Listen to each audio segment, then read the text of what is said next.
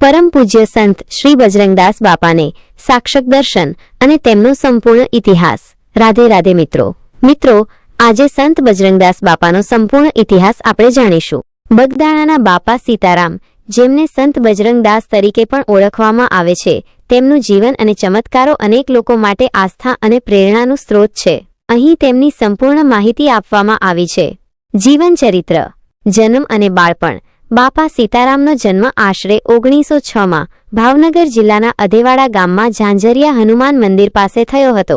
તેમના માતાનું નામ શિવકુંવરબા અને પિતાનું નામ હરિદાસ બાપુ હતું। તેમનું મૂળ નામ ભક્તિરામ હતું। તેમનું કુટુંબ મૂળ રાજસ્થાનનું હતું, જે રામાનંદી સાધુ પરંપરાને અનુસરતું હતું અને વર્ષો પહેલા ભાવનગર જિલ્લામાં સ્થાયી થયું હતું। આધ્યાત્મિક પ્રેરણા, નાની ઉંમરથી જ ભક્તિરામને આધ્યાત્મિકતામાં ઊંડો રસ હતો।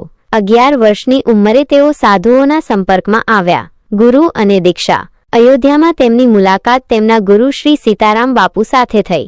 ગુરુએ તેમને બજરંગદાસ નામ આપ્યું। તેમણે પોતાના ગુરુ પાસેથી દીક્ષા લીધી અને આધ્યાત્મિક માર્ગ પર આગળ વધ્યા। યાત્રા અને સેવા, દીક્ષા લીધા પછી બજરંગદાસ બાપાએ અનેક સ્થળોની યાત્રા કરી। તેમણે સુરત, હાનોલ, ભાવનગર, પાલીતાણા અને જેસર જેવી જગ્યાઓએ સેવા કાર્યો કર્યા। આ દરમિયાન તેઓ કડમોદર પહોંચ્યા અને ત્યાં 3 વર્ષ રહ્યા। બગદાણામાં સ્થાયી થવું, ત્યારબાદ બાપા બગદાણા આવ્યા અને આ જગ્યાને પોતાની કર્મભૂમિ બનાવી।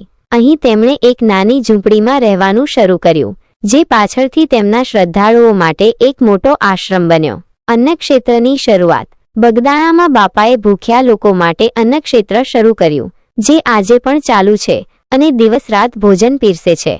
સમાધિ, બાપા સીતારામનું દેહાવસાન પોષ વદ ચોથના દિવસે થયું હતું। બગદાણામાં તેમનો આશ્રમ આજે પણ તેમની સમાધિ અને તેમના કાર્યોને જીવંત રાખે છે।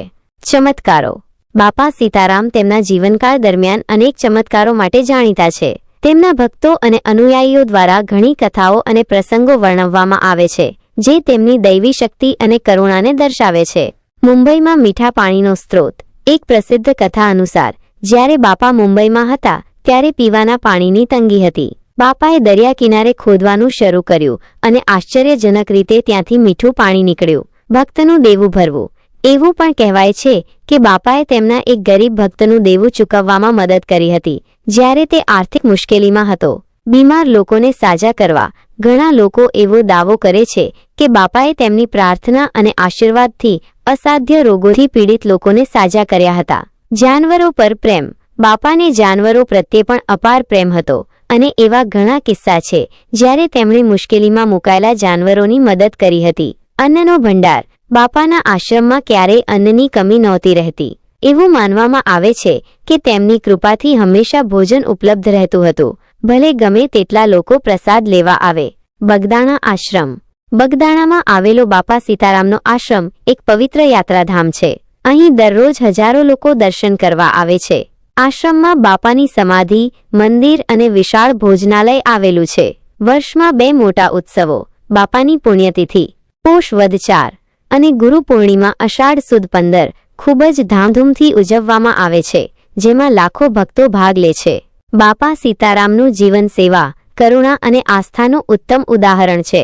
તેમના ચમત્કારો અને ઉપદેશો આજે પણ તેમના અનુયાયીઓને માર્ગદર્શન આપે છે અને તેમને પ્રેરણા પૂરી પાડે છે। બગદાણા આશ્રમ એક એવી જગ્યા છે જ્યાં લોકો શાંતિ અને આધ્યાત્મિક અનુભૂતિ મેળવે છે।